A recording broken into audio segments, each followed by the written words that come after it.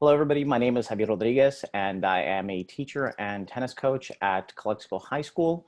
I'm also a member of the SCTA D&I committee, specifically on the Hispanic side. I am lucky enough to be joined by Kevin Brown and Ron Marcus, and we're here to talk to you guys about, high school tennis. This is a part of our event that we are hosting this year virtually with you, which is aimed at celebrating Hispanic Heritage Month.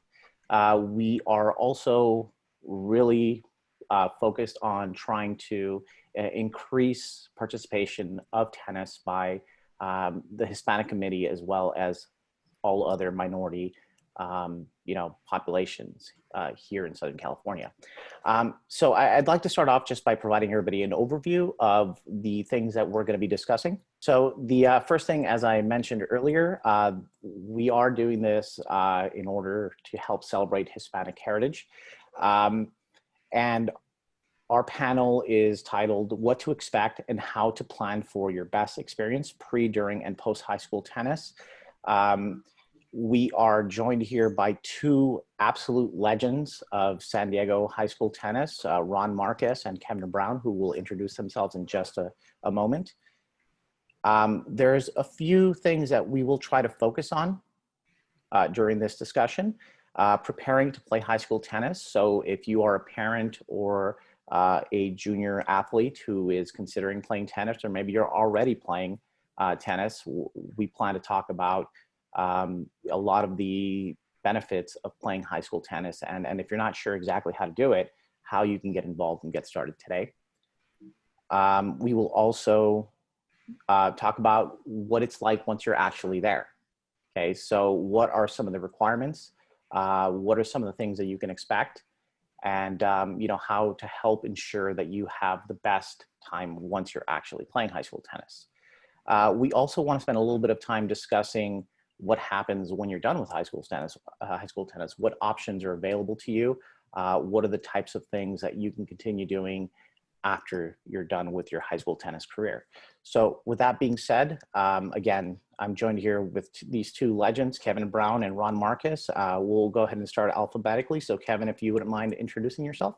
I would love to. My name's Kevin Brown. I'm freshly retired from Orange Glen High School. I taught government and AP Psych, among other things, for 30 years. I coached totally at Orange Glen for 38 years, but was in charge of both the boys and the girls varsity programs for 32. Currently, for the last 21 years, I've been the tournament director for both the boys and the girls CIF team championships, and I'm one of the tournament directors for both of the individual championships, girls and the boys individual championships. And I started playing tennis when I was 10 and played at Orange Glen. I played 4 years of tennis at Orange Glen before I went back after university to teach there. Cool. And my name is Ron Marquez. Coached for 20 years at what used to be called University of San Diego High School, Uni, and then it turned into Cathedral Catholic High School. Been there for 20 years, coached both the boys and the girls. Grew up here in San Diego, played as part of Youth Tennis San Diego and tournaments and everything. Kevin was my tournament director for my last CIF tournament. I played locally at St. Augustine High School, playing my high school tennis, played all 4 years as well. And then been coaching and now involved with CIF, being on the administrative side of high school sports. So not only tennis, but football, badminton. If it's in high school, you name it and play it. I work with it in some respects. So I'm glad to be a part of education-based sports. That's huge for us, and that's why we're here. And tennis is the epitome of that. It's an education-based sport for a lifetime. So I'm happy to be a part of that, the sport of tennis as well. So I appreciate SCTA, USTA, and Javier for having Kevin and I here, being able to speak about high school tennis. And that's one thing about our group. We're all very competitive, but we all get along. I think we're one big fun-loving family because we love the sport and we love teaching our kids and coaching our kids up. So thanks for having us. And thank you guys for being here, because I know firsthand, having worked with you guys for last 10 years, that anything related to tennis or high school tennis or just anything and at all, that you guys seem to have an answer for everything, and sometimes even more. Okay, so I'm really lucky to have you guys here, and everybody watching as well. So I'd like to start off mainly just kind of, let's take this chronologically. Okay, so let's say we have someone who is interested in getting into playing high school tennis. What are the steps? What do they have to look forward to? And any one of you can answer that question. I can jump right in. At most high schools, actually every high school I know of, once you get your clearance packet figured, you make a decision you want to play, fill out the paperwork, turn that in, and get your clearance from your athletic trainer. What it then becomes is, kind of a pick it up and do it thing. I know for my own experience for the last 30 years of doing this, I basically had two very different experiences. The first 10 years that I coached, I had a lot of tournament kids, and I basically didn't do a lot of teaching. I did a lot of coaching. We got to the team semifinals 4 times, had a couple of doubles teams make the semis. So, it was a very different experience than the one I had for the last 20 years that I was at Orange Glen. It became much more of a recreational program. You literally don't need to know anything about the sport in order to come out and play. I can't tell you how many times I had kids come into my room a week after we started and ask if it was still okay to come out for tennis.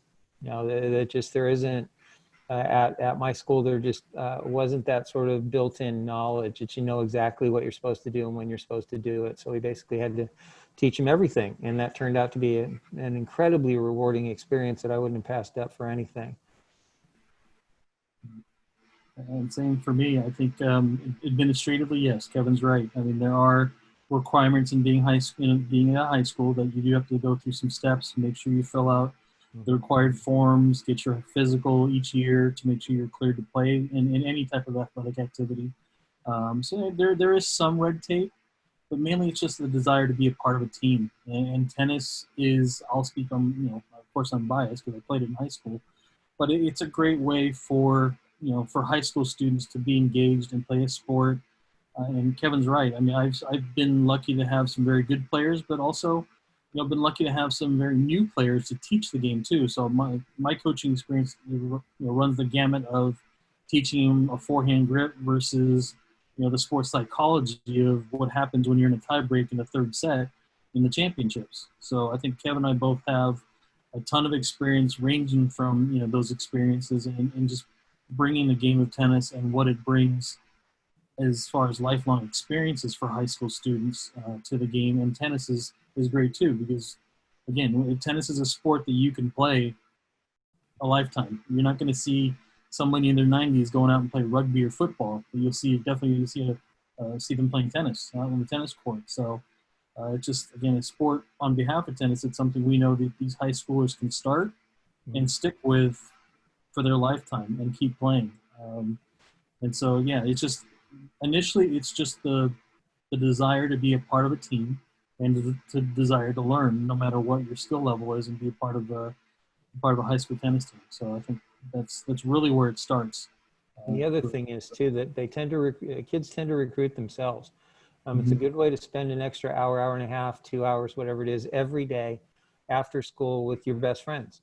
The traveling part, honestly, if you were to ask all my players over the last 30-something years what their favorite part of playing tennis was, no matter what era we're talking about, it's always the van rides. Basically what happens in the van stays in the van. And as a kid experience, I can't tell you how many times I've spent an entire trip laughing, and especially in today's world, it's kind of hard to find experiences like that. So it's the entertainment, the fun part of it, once you've just barely started playing, is in large part why kids keep coming back. They have a ball, and that's not up to me. That's up to them. And then they'll talk their friends into coming out. Next thing we know, it's basically a giant sort of organized PE class, and it's a wonderful thing. It really is a wonderful thing. And I would echo what Ron says. I could still I haven't played. I have both my hips replaced, but I haven't played a tournament for a while. But I could definitely still get back out on the court and play doubles, at a fairly high level. So it is the kind of thing that you can play for the rest of your life. There's a national championship for the 90s, 90 and above. So, and for every age group below that. So it really is one of the few sports in high school that you really can play for the rest of your life. I agree. And, being Mike, just in shaping experiences, I think high school, these are 4 years you're never going to get back. Right. And I think as a coach, I think it's our responsibility to provide the best experience possible for these teenagers, because we know those years of, being 13 through 18 are very formative for these teenagers, and who they're going to be, what they want to do, and injecting the sport of tennis into them. Also, it teaches them a lot about themselves, and I think that's one advantage of being a tennis coach, is we can teach a lot of life lessons through our sport. And again, in those years as well, I'll speak from personal experience. My years at Saints, I was an introvert first starting. Came in very shy. My parents thought tennis would be a great way for me to really come out of my shell, because you learn a lot about yourself. You've got to compete by yourself against others. You've got to learn to fend for yourself. And tennis was a way for me to fit in as a freshman. I was lucky to make varsity my first year, and I was lucky. That was my way of fitting in on campus. I was, quote unquote, a jock, even though it was tennis at that time. I wasn't playing football. I looked like a football player rather than a tennis player. But it allowed me to fit in and feel comfortable with who I was and in my place in high school, which we know nowadays is very important for our high school students to feel comfortable and excel. Because again, as coaches, we want these kids to be comfortable and feel good about themselves, and they're going to perform better. They're going to excel. They're going to develop that way too. And furthermore on that too, of the school I went to, my team was predominantly Hispanic. So we also had that cultural, that family feel. They brought me in. I remember all the moms would only speak to me in Spanish. I learned more Spanish with my tennis team because they spoke to me that way, and conversing with them and learning, the culture. And this is where, and Kevin knows this and Javier knows this, my teams are big on, like Kevin said, the van rides. My teams will talk about meals. And that, I think, stems from me, from my team meals that growing up in high school, where the moms would bring food for our matches or even after practice. I think that stayed with me, remembering as a player, when coach takes us to eat or have something to eat and gather around after a match, those are the best times. And I guarantee if you ask most of my kids, their favorite memories is going to In-N-Out, getting the pizza after a match, eating together as a team. So those experiences as well, the social interaction, the social development of teenagers is just as important as, being, or even more important than getting your wins and losses on the tennis court. And I think that shaped me who I am as a coach and as a person, being able to share those experiences with those high school students as well. There's one more thing I thought of while Ron was talking. It's self-policing as well. Once you're competing, once you're playing a set against another team or against another player, you're the line judge on your side of the court, and every bit of that line is fair game. If the ball hits 1/8 of a millimeter, on the edge of the line, the ball's good. If you can't call it, the ball's good. And there's a certain ethos that comes with that, certain responsibility that comes with that. When you realize you have to, you'd really love to call it out on match point, but if it ain't out, it ain't out. And that turned out to be one of the easier lessons to teach, as it turns out. But this sport develops a way of looking at life that has to do with, enjoying your successes. We all do that, but also learn how to deal with not being as successful, learn how to deal with the loss, and then have to come right back and play again, because you're only playing one set at a time. So, from that standpoint, it's very different from the other team sports, right? Because the team sports, there's usually an official, or, coaches are doing the officiating. And this, it's you, the coaches have to stay off the court.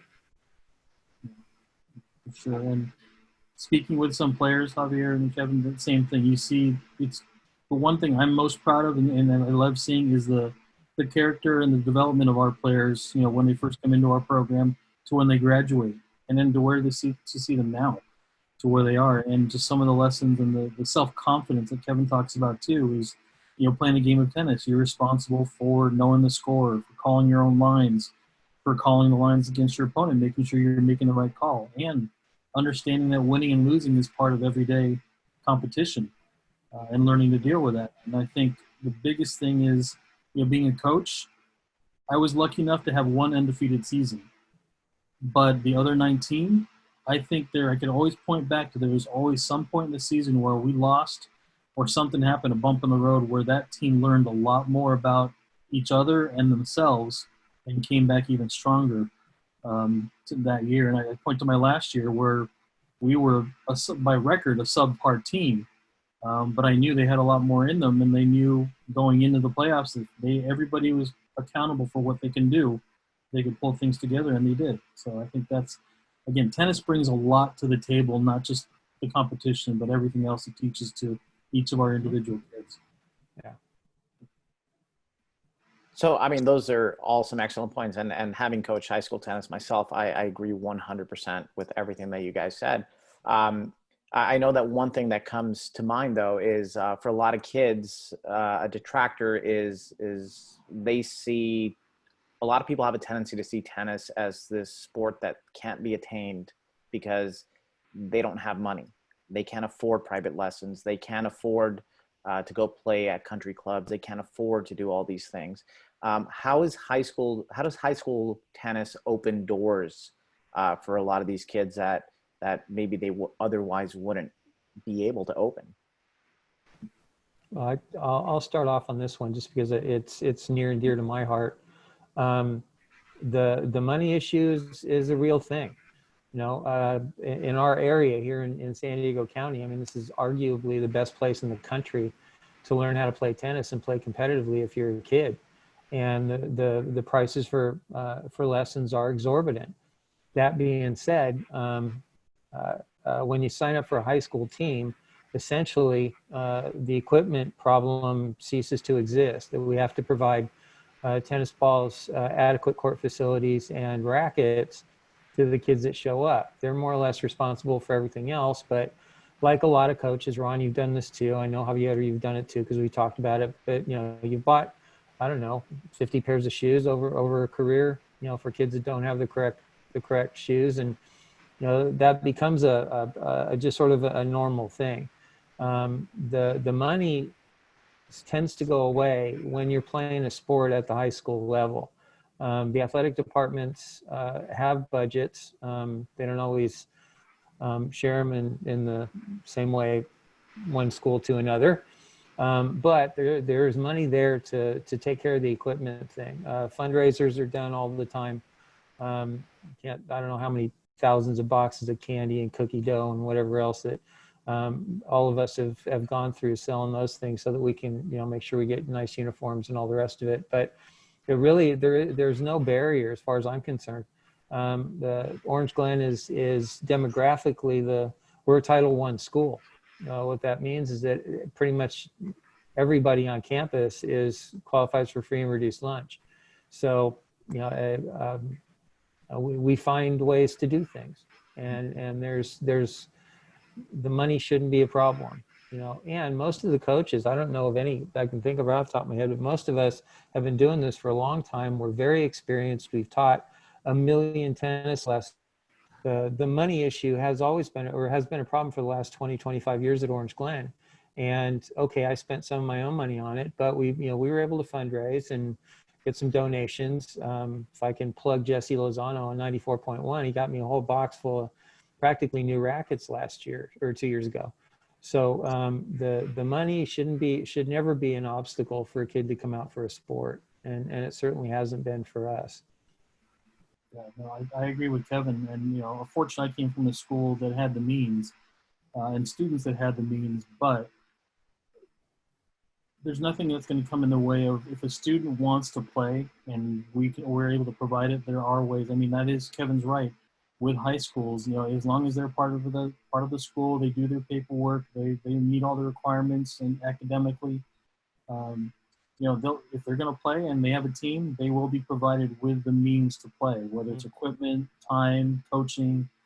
That's one of the advantages of high school, because once they're in, they will be taken care of. And the tennis community, especially in San Diego, is great. If we know if there's a program in need, a school in need, Yeah. Not only Jesse and being an alum of Orange Glen and through his organization, or even USTA and SCTA.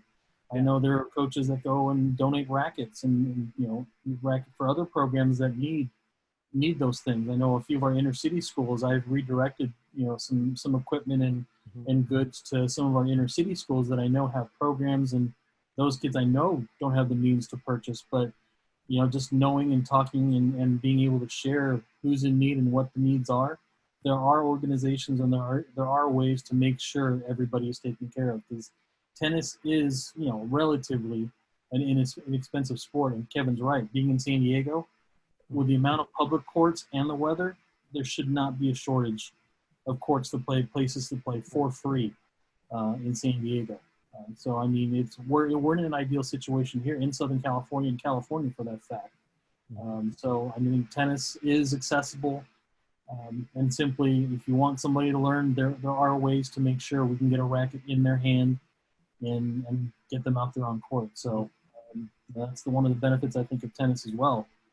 Is relatively the ease of play and the equipment and and for the good fortune and the good community outreach that is available to our sport as well. Okay, that's great. Kevin, I kind of want to direct this question to you mainly because of your high school. You've probably had a little more experience with this situation, but to the or actually, you know what, this question applies just anywhere as a high school coach. You'll see this at least a few times throughout your career, but to the kids that maybe want to play but don't consider themselves to be the most athletic kid. Maybe they've never played a sport before. Maybe they've just they watch it on TV, or they have a friend that goes and plays, but they themselves just don't feel like they're going to be able to make it. What would you tell them? Well, everybody has to start somewhere. I mean, Novak Djokovic had to start somewhere. And you never know how good you're going to be at something until you try it. For me, the way I approached it the last couple of decades was, look, this is a fun thing to do with your friends. You don't have to be good. You don't have to know anything. You don't have to have any experience at all with the sport. Just come out, try it for a week or two, see if you like it. Don't try it for a day. That's not enough. You got to stick around for a while. But try it for a week, try it for a month. If you don't like it, okay, fine. No time lost, nothing lost but time, actually. So for me, it was the way I approached it was, it's a fun thing to do after school. You're going to be here anyway. Most of the kids don't go running home directly after school anyway. So if you're going to be here, you might as well have some fun with it. And that's always been the number one sort of goal in my program, has been to have fun. If you're not having fun, don't do it. And I, to my knowledge, I haven't had anybody not come out for tennis because they just thought they were so physically inept that, they were going to somehow break a leg walking around the court. That never happened. And I've had some goofy kids too, and they wouldn't mind if I said that. And it's about having fun. It's about being with your friends and having fun. It's a nice sunny day outside. Why wouldn't you want to play tennis? No matter how good or bad you are. And honestly, in where we play, in North San Diego County, we've got 3 or 4 of the best high school tennis teams in the entire country that are playing. A couple of years they were in my league. I had to go play them. And so what you have to do when you have a team that's constantly set up against teams that are have experienced players and have tournament kids is it has to be fun. They have to want to come back and continue to play. And that's my job. That's not their job. That's my JV coach, and my job is to make it fun for them. And I like to think we've succeeded. The other thing is too, that I think, Ron, both of you guys would concur, the smartest kids on campus play tennis and golf. And if you have any kind of homework issues, you have any kind of problems in any classes, you got 15 people there that could potentially tutor you on anything. And that really was a major draw in certainly the last decade that I coached, was you always had somebody who could help you with your math homework.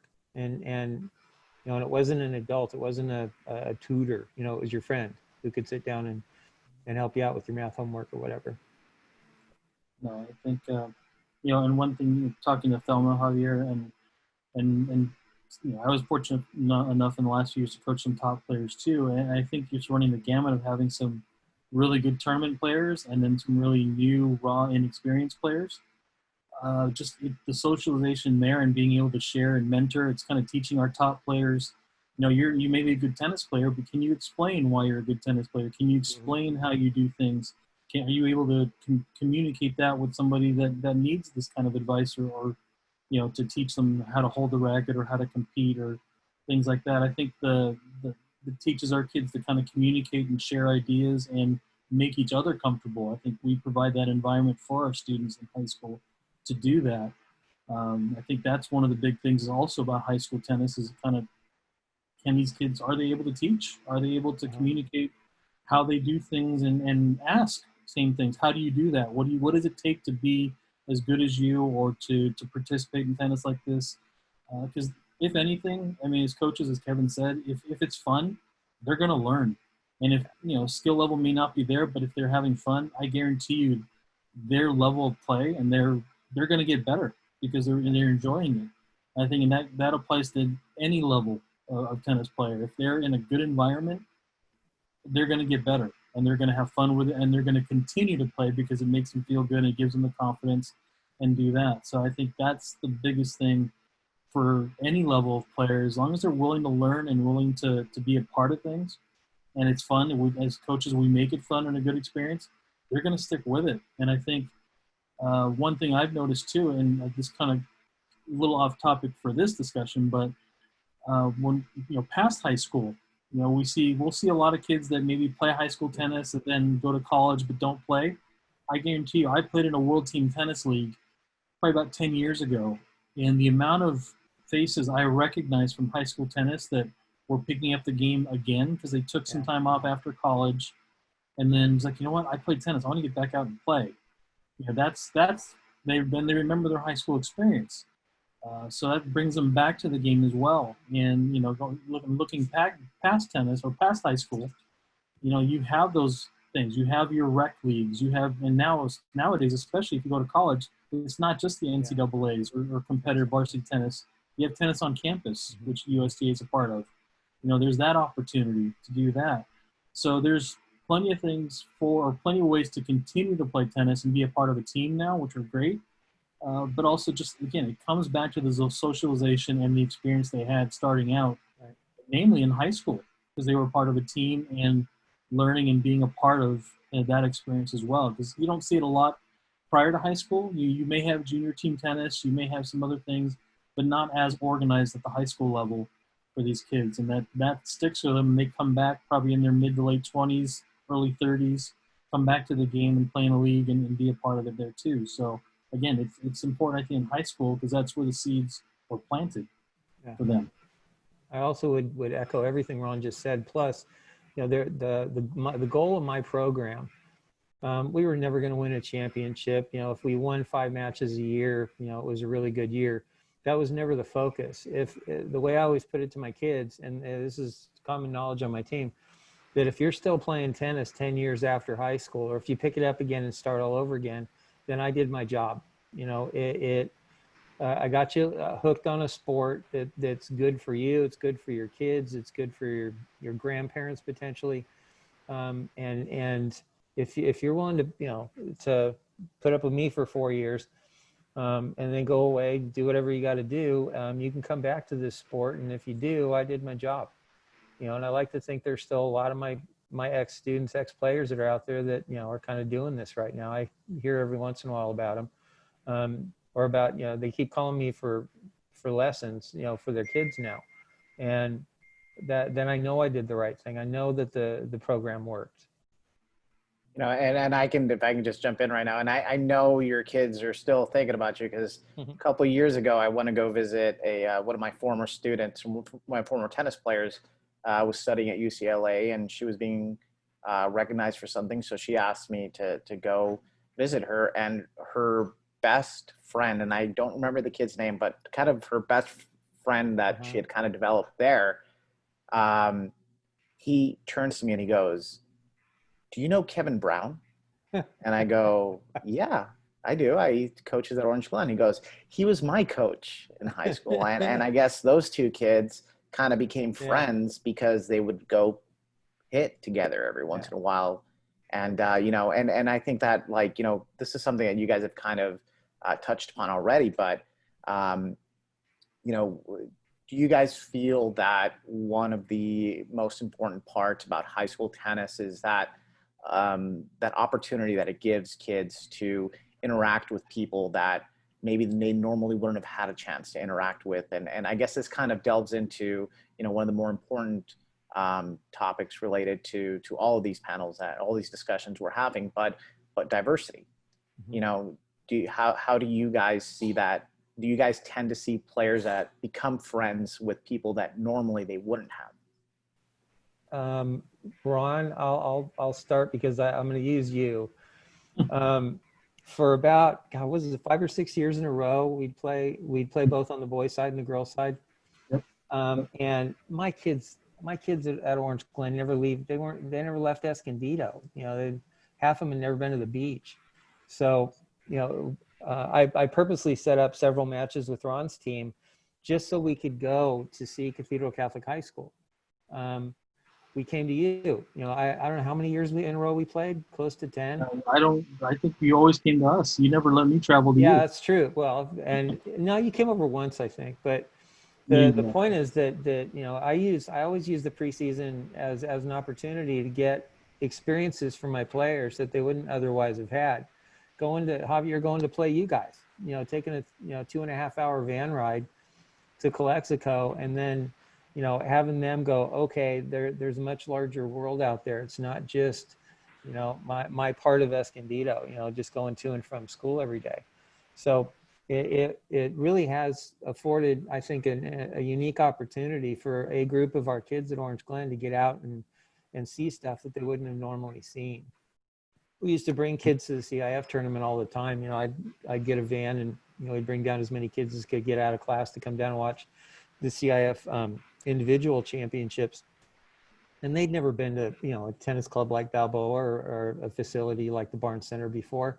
So it really was pretty fun to just get them out of their comfort zone, out of their paradigms, and open it up a bit.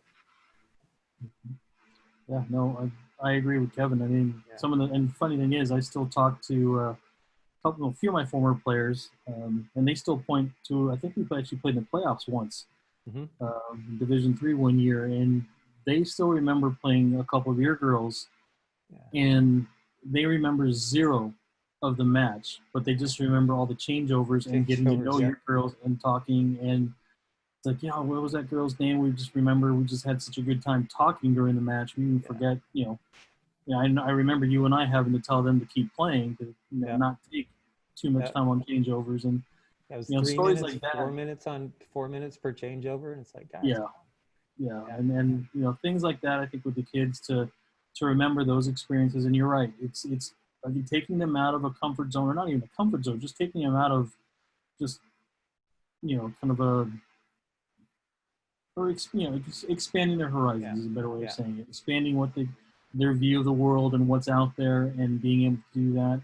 High school tennis does provide that, because again, they're all individuals in an individual sport, now figuring out how to support each other, and getting along, and then also competing against somebody else. I think that's one of the biggest things as a coach for me. The first challenge was taking, 16 to 40 different personalities and getting them to get on the same page and be a team, and then it's different styles. Some love to just sit there and moonball. Some love to hit the ball 100 miles per hour and different things like that. Getting a variety of different people on the same page for one, and then traveling together and then competing against a whole nother group that's very similar to that as well too. I think that, and Kevin will attest to that too, as we were first really just coaches teaching forehands and backhands, to, hey, this is how you kind of adapt to these different environments, regardless. So I think that's the biggest thing, and same thing with abilities as well. Seeing, and I'll speak to this, that's one question, Javier, I think is high school tennis worth it to some of the top players? And that's one of the questions we deal with a lot as a committee and talking to coaches is it worth my time? I know we've been talking about getting beginners and people that don't play tennis. How do we get them involved? But how do we get the other end of the spectrum involved as well? And Thelma and a few other players have talked about that. That's the other thing too, is a lot of our junior tennis players, our top ones, are, out competing week in and week out against everybody else, not really with anybody. They're on their own. They just bring their coach maybe and their parent, and that's it, going and competing against everybody. This is a different element that teaches them that they're competing for something other than just themselves. They're representing their school, they're representing their teammates, they're representing something more than themselves. And I think that's what the high school team adds to these players, at these top level players, especially if they're going to play college. I think that's one of the biggest arguments I have is, well, I want to play college tennis, so I need to keep playing tournaments and playing on my own. I'm like, that's counterintuitive. When you're in college, you're playing as part of a team. You're representing a school. Where are you going to get that experience? And high school tennis, presents itself for these players to do that. So I think that's the case for these top players to come and join, because it gives them a socialization. It gives them that feeling of, I'm representing a lot more than just myself when I'm out there, and how to handle that pressure. I think that's the biggest thing too. I think that's one of the benefits for high school tennis for our top players. And Thelma today brought up a great point as well, is when you go to a tournament, you're playing a big tournament, your first couple rounds, you may be playing somebody who's not quite as highly ranked as you, whose skill set may not be where yours is right now. And she said that was great for high school tennis for her. It gave her that experience of how to close out those matches where I may not be pushed, but I may have to push myself mentally to get over and motivate myself to really finish off these matches. And she said high school tennis brought that element to her game and her mental game as well. So, there are a lot of positives past it's maybe not worth my time, or my parents say it's not worth my time. I think there's just so many benefits that, top players as well can get out of high school tennis and really become a much better player when they leave and go to college or whatever it is they do after that. And if I could just jump in real quick, just for those parents or those current top players that are maybe thinking that high school tennis isn't worth their time. I mean, I just know in the San Diego section alone, we've had some pretty big names. Could you guys just name some of those names that have played high school tennis and see like, hey, this is something that helps? I was going to jump in. I've got a couple. Of course, I'm the oldest, so I'm going to have the most. But Taylor Fritz won my tournament when he was a freshman at Torrey Pines. And I think if you were to ask him today what his best experiences in high school were, I think, playing on the tennis team would be right up there. And here he is, number 19 in the world now. Alexander Stevenson won the girls' championship 3 years in a row. We've only had one other player do that, Brandon Y on the boys' side. And Brandon ended up at Yale, and he works in corporate. He works on Wall Street now. Michael Chang. My first tennis match at Orange Glen was against San Diego High School when Michael Chang was in 8th grade, and they had to make a rule for him so that he could play high school tennis. And I think he did pretty well. After he played at San Diego, he only played 2 years, but after he played those 2 years, he won the French Open. So. I think he was fairly good. Ron, you've personally had half a dozen unbelievably great players that that people would recognize. San Diego is very rich in tennis history when it comes to top players that have gone through, and a lot of them have played high school tennis, and I think that's just part of their experience and part of their growth as a tennis player and as a person too. Just we're all molded by our experiences, and for all of them to share and be a part of it. I've also had the handful where I said, no, it's not worth my time. And I go, I respect that decision. That's totally fine. And you know what, the high school tennis world's going to keep moving no matter what. It's just whether you want to be a part of that experience or not. It's just these kids, and Michael's wife, Amber Lou, is another San Diego product and played at Stanford. And like I said, we can name a ton of people for the next hour. And going through it, but it's part of that experience again, growing up. Again, these are years you cannot get back, and these are important because they're formative years for our students as they go through and shaping their games and you see them now too. I think before, probably a generation or two ago, it was more, I'm a good player. I'm going to go play the pros right away.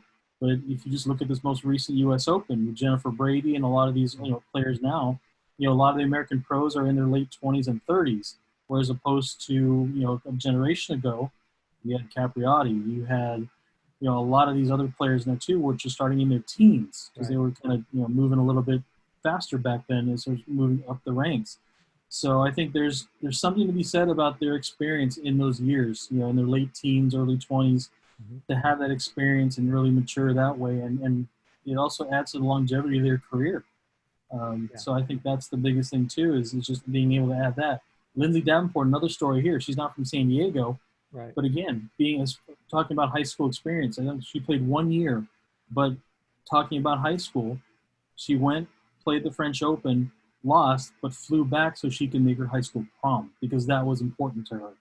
So, I mean, high school experiences for them are just as, are very important. And again, we can reference so many of those, but I think when we're talking to current and future players as well to the game, high school is an important part. And I think if you can make the best of it, it can bode well for whatever it is. You can be a pro, you're going to play recreationally, or whatever it is. It just helps in your development as a person growing up.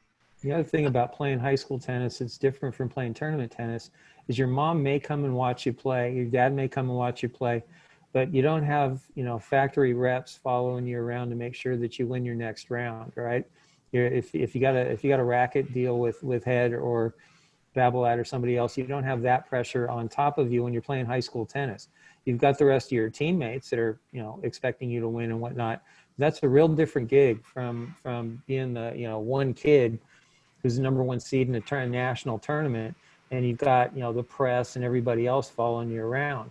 It's a much lower key thing that I think is way more enjoyable in a lot of ways than playing tournament tennis. And the competitive side of me loves playing competitive tennis. I did for a really long time, but it was way more fun to play high school. If I could just kind of interrupt you guys real quick, just because we're getting pretty close to our closing, but one thing that's still, I think, going to be kind of important for a lot of kids that are either, going to be going into high school, or maybe they're already in high school, but they only play tournaments, but maybe we've convinced them already, there's this really important entity that exists in high school tennis called CIF. And most kids will go through their entire tennis careers and still not fully understand what CIF is. Could you guys, in a couple of minutes, just kind of summarize what CIF is for, parents and for, these players as well? You go, Ron. Just because I'm wearing the shirt? Yep. No, really, CIF, and like any other state, for California, it's CIF. For any other state, it's your governing body for high school sports.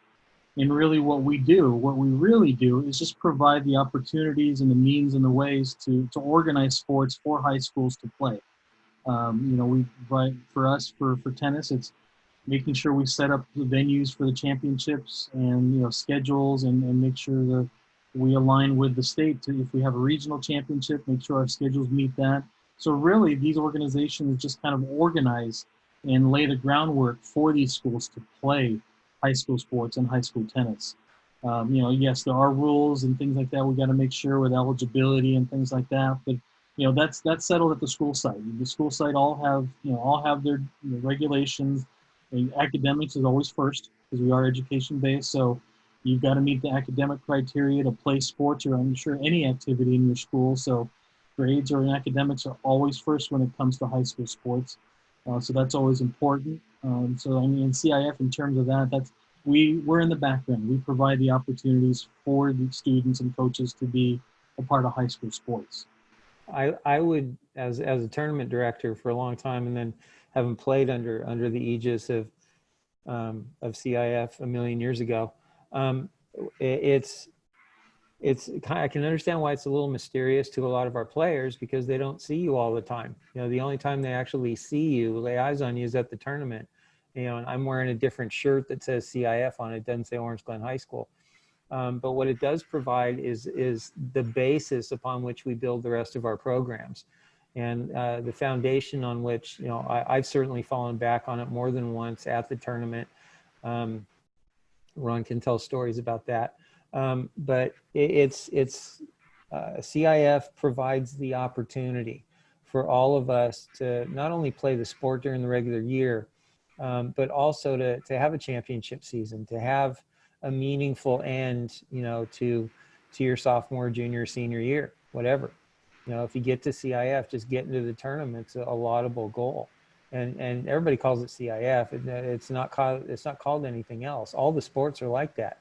Football talks about making CIF, winning CIF. And you know, they're not talking about, you know, winning the San Diego section CIF football championships. That's not what it is. It may be a little mystical and mythical to people, but to me, it's always been the basis upon which we build. And just kind of to wrap everything up, I know listening to you guys, and I can agree 100% as a coach myself, but it seems like you guys would agree that probably the most important thing that comes out of high school tennis is the ability to build, not just for the players to build relationships, but with each other, but to be able to build relationships with other people and to kind of get this maturity that maybe they otherwise wouldn't have because of the relationships that they're forming with so many different people. Before we officially just kind of close everything out, is there any last thing that you're just kind of thinking to yourself, like, you know what, I just really want to get this in there because I think this is really important for everybody to know about in regards to high school tennis? One thing that I want to kind of bring up that I didn't really say outwardly, but in this whole conversation, to just kind of sum up, one thing also in high school as well, and Kevin being a teacher, and is learning balance as well. That's the one thing high school students are going to have to learn, especially if they play tournaments on their own. And Thelma hit on this, and a lot of my students have always hit on this too, and looking back at their experience. This is where they're going to learn personal organization and prioritizing everything. You're going through high school with your academics, you've got classes, and like Kevin said, we have a lot of smart kids that play tennis. Yeah. I mean, there's a lot of smart kids everywhere, period. But in the kids that would play tennis, Kevin and I, one of the priorities when we're looking at the schedule actually for CIF is how do we balance the AP schedule in the spring for the boys? How do we balance that out to make sure they have time to study on top of competition, on top of the rest of their schoolwork? So one thing being a part of high school athletics, namely tennis, teaches our students is, again, how to really personally, how to organize, how to self-discipline, how to really keep things organized so they can succeed in all the aspects that they're participating in. I think that's one of the biggest things too. And tennis teaches you personal accountability, which I think all three of us will agree is something that's very important with our students to learn, to understand that they are accountable for their own activities, actions, everything that they do. The one thing that they can control is themselves. And being able to understand that, I think once that starts clicking, then they start developing successful relationships and creating a path for themselves to be successful. And tennis lends itself to that. On the court, it teaches them about themselves, how to organize, prioritize, how to think on their feet, a lot of different things. So, I mean, that's why I'm such a big proponent of the sport and high school sports in general. It just combines a lot of the things that we're trying to educate our students in becoming. Yeah, the only thing I could add to that was that it does teaches you how to get your stuff together. You got to, especially on an away match, when you have to leave at like 1:30 in the afternoon, you got to get out of class. You got to make sure you got all your stuff in your bag. You got to make sure you're on time. You got to make sure that you're dressed in the appropriate uniform, and it really does teach you how to organize yourself, and nobody else is responsible for that. What's in your bag but you. Nobody's responsible for having your shoes and making sure your rackets are strung or anything else. That's all on you. And as a way to teach personal responsibility, I think tennis and probably golf, because there's equipment involved you have to carry around with you. I think it really does provide a way for us to help parents out, help them, with the organizational part of their kids' lives. Every day we have practice from 3 o'clock till 5 or 5:30. That never changes. Match days will go till 7. Away matches, we leave at 1:30. I don't have to tell you guys that. You know, we're playing away today. Oh, you have your schedule. Check your schedules. You know, teenagers are notoriously bad at that. You know, we were all teenagers at one time too, I think, even me. And even back in the Pleistocene, you know, there was still a schedule you had to know in order to, you know, kind of know who you're going to play and where you're going to play that day. So there really is not a downside to playing this sport, not that I can see. Well, I really want to thank you guys for your time. You know, I think all this information is incredibly valuable and useful to you know, not just current players, but people that are thinking about becoming tennis players, or even people that, you know, I imagine anybody who played high school tennis, listening to you guys talk, they had millions of memories running through their minds. And as you guys said, most of those memories are probably off the court, but because of the teams that they were a part of. And Kevin, Ron, thank you guys again for you know, sharing your knowledge and sharing your time. And thank you to the SCTA and to the Diversity and Inclusion Committee and the USTA for allowing us to be able to share your guys' knowledge with everyone else. That was a pleasure. Thanks for asking us. No, yeah, thank you for having us. Thank you guys.